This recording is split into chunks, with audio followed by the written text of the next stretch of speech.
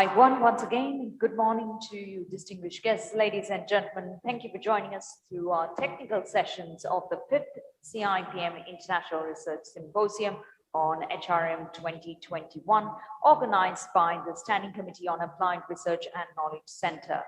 Our topic for our technical discussion is World Crisis and the Future of Work. So to begin with, in the opening remarks, may I invite first Professor Dharmasiri to set the tone from a macro and conceptually the holistic picture. With that, we'll take it on. Professor Dharmasiri, over to you.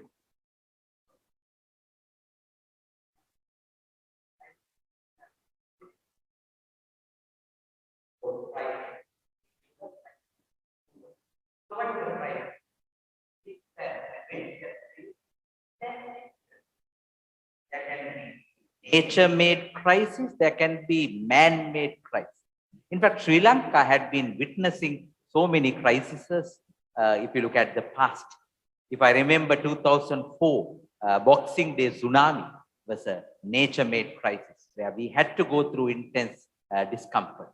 And if you look at 2019, Easter Sunday bombing attack, there is clearly a man-made crisis where we had to go through a huge discomfort. And the current pandemic, the planetary pandemic, still we are debating whether it's a man-made crisis or a nature-made crisis. That question, that ambiguity is still remaining. I'm sure they will find the solution very soon. So the point is, Dr. Samantha, in this scenario, I would like to refer to the Chinese word for crisis, Wei Ji. In fact, it is American linguist Benjamin Zimmer who analyzed the two characters of the word crisis, the Wei Ji. He said the Wei means opportunity, G means danger. Every crisis has an opportunity dimension. Every crisis has a danger dimension. So it's interesting to see COVID-19 had become a huge opportunity for pharmaceutical industry to thrive. In fact, the vaccine developers, it was a huge, $1 billion industry, huge opportunities for the new normal, the technological advancement. At the same time, it's a huge threat, it's a huge danger where the human life is threatened. So you see the opportunity dimension and the threat dimension coming very clearly. So what could be the management response? What could be the HR response? I would argue if it's an opportunity, we need to look at opportunity in 3S manner. Sensing an opportunity, sizing an opportunity, seizing an opportunity. We need to put our antennas up and looking for opportunity, sensing the opportunity. Simply because opportunities are there in the environment, that doesn't mean that they all are really feasible. So we need to quantify, we need to evaluate. That is the sizing part. And if the size fits, then you need to seize it. You need to grab it before your competitors do. That is the seizing part. So sensing an opportunity, sizing an opportunity, seizing an opportunity. That is the management decision making with regard to crisis, with regard to the opportunity dimension. The other side, the danger side, the threat dimension. I would argue it's a AAA approach. First, we have to acknowledge that there's a threat. The biggest problem, Dr. Samantha, is that a lot of leaders, they just live in a comfort zone. They don't acknowledge that there's a threat. I'll give you a global example and a local example. When there was this threat from South Korea with Samsung coming in a big way, when Nokia global directors at their global conference, it was the global marketing director of Nokia that alerted the global chairman that Samsung is coming in a big way. The global chairman just scoffed at it and neglected that, and they had the last laugh. And we know what happened to Nokia. So that is a global example. I know in a Sri Lankan multinational where I was closely working, where they were having a toothpaste, which is a dominant product in the market. And there came from nowhere a locally produced toothpaste with a clove oil flavor. And then I still remember having a chat with the R&D manager who said it will never be a success because clove oil had never been tested and proven as a tooth protector. But he was wrong. It did not take even 6 months for them to have a huge dent in their market share, whereas the new product was a sensationally attractive product to the consumer. So we have to acknowledge that there's a threat. So the first point is acknowledging the threat around. Second point is to evaluate or act or assess. You need to have the clear comprehension of the nature of the threat, the level of the threat, the degree of the threat. And then you have to address it, take the right appropriate action. So acknowledge the threat, assess the threat, and address the threat. The best example comes, Dr. Samanth, from the aviation industry. If you take a typical airline pilot, say when a flight is moving, say up in the air, and then when there's a turbulence, of course, if you have flown, I'm sure you would have heard this very common message. There's a message saying, there's a turbulence, please return to your seat belts and fasten your seat belts.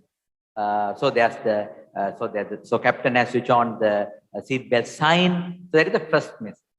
And then the pilots assess the level of threat with the turbulence. And if the level of threat is very high, the second message comes, cabin crew, please return to your seats, please stop serving. And then that shows that the level is much higher. And of course, if the level is very, very serious, you might not get a third message. Third message will not come. So that is the level where you need to acknowledge, assess, and address. So let me summarize.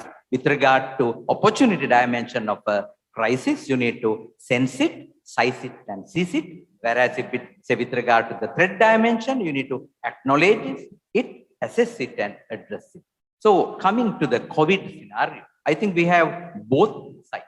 So I think it's a good opportunity for HR professionals to look at the opportunity dimension, look at the threat dimension. I know what Airbnb has been doing anyway, not having a formal office, not having an assigned desk and a table. Anybody could sit anywhere using your laptop, and your laptop is your office. I think that has become a reality for us with working from home, telecommuting, virtual meetings, and all sort of things. So those are huge opportunities. At the same time, the threat dimension affecting the human lives, the dilemma of balancing lives on one side, livelihoods on the other. So how to have this subtle balance? So lots of thinking needs to be done, lots of fresh approaches needs to be obtained, and we need to do things differently. Professor, may I ask from you, Professor Dharmasiri, now in your doctoral studies, you have looked at the HR at the top or at the tab. So can you link those learning into the current context? From a research point of view, do you think that those currencies are still valid, like your findings are relevant to the research, the current context? Would you like quick? Yes. I think Dr. Samanth, you are absolutely right, because the crisis demanded HR professionals to come to the forefront, and the realization of people factor. Some of the CEOs who were overly concerned about making money, neglecting the people factor, they had to sadly realize that people are important, and the emergence of employee well-being as a critical success factor for any organization. I think that's a great plus point for HR professionals. So now the CEOs have to talk to HR professionals. They have to work with HR, because employee well-being is the primary important thing, because lives matter more than the livelihoods. People first, economy next. So that message came very strongly, globally, regionally, locally, so that the rising recognition of people factor was a good impetus for human resource professionals from a non-strategic point of view to a strategic point of view to come forward to contribute strategically, crafting the right set of strategies, executing the right set of strategies. I think that is a huge opportunity for HR professionals to thrive, survive, and to add value. So once again, back to Professor Dharmasiri in order. Now, Professor, in this, can you give a couple of key insights, or the foresights rather, how to seize, how to address, getting ready for the future? Yes. Thank you, Dr. Samanth. I think the primary thing we need to keep in mind is future is different to the past. So past success will not guarantee future success. So future belongs to those who create. So we have to create that new future by showing the resilience and having the revival. I think that's where this selected theme is very, very critical. And so let me thank Professor Prasadini and the team for selecting such a timely topic for this research symposium. So I would say the new learning, the new way of learning, the new approach to learning is very simple. They call it ATWD, Anytime, anywhere, any device. That is the future. So there's no standard, structured, stereotype classroom approach. Anytime, anywhere, any device. That is where we need to gear towards. So technology will play a critical role. So it has to be a tech-savvy approach. But at the same time, some of the psychological issues that we see in the current online way of learning, teaching, and so on, we see a lot of fatigue factor on one side, and we see a lot of monotony on the other side. So there has to be variety, there has to be creativity, there has to be gaming and other interesting creative way of making the technology-driven learning less monotonous and more enjoyable. So anytime, anywhere, any device is one key mindset shift that we need to have. So it is not the conventional learning, it is the non-conventional learning. I saw a recent research report where they have seen a huge rise in the demand for online MBA around the globe. So it's basically even increasingly expanding the rise of people enrolling in online MBA. So I see this with a cautionary view, because on one side, you have greater access to learning, but at the same time, what about assurance of quality, the standard, the rigor, the relevance that we need to maintain? So there are challenges coming on one. Say on one side you get prospects, on the other side you get problems. So I think future is going to be more and more complex. So my simple take from all these scenarios that we see around us is that we need to show confidence in our approach and competence in action. So confidence, competence, combination will make the future better. But Professor Dharmasiri, you can touch upon bit of engagement aspect also in the futuristic point of view in your final remarks. Okay, I would say human resource professionals have to be holistically revived professionals. You can't confine to the human resource function. You have to look at the big picture. You have to be much broader in looking at the broad horizon. So that is the message for human resource professionals. You have to be holistic, humble, and of course, humane as usual. And then, as you said, the engagement aspect, physical, mental, emotional dimensions, how to ensure in a virtual team. Now, in a physically located team, it's easy because you see the feel factor is there. Now, the challenge is to develop trust without touch. So that's a huge challenge. You need to have interactions using social media, variety of technology platform, not just formal, but becoming informal. And I have seen some HR professionals having virtual boozers. Occasionally that will help.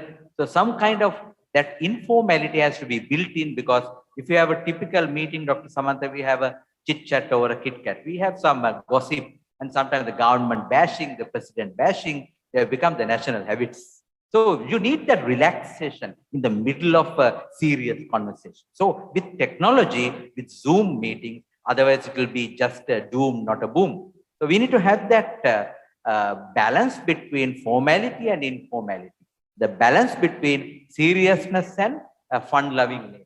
So that is the typical complex human beings, how they behave. So we need to recognize people, we need to relate people's requirements, and we need to achieve results as holistically revived professionals.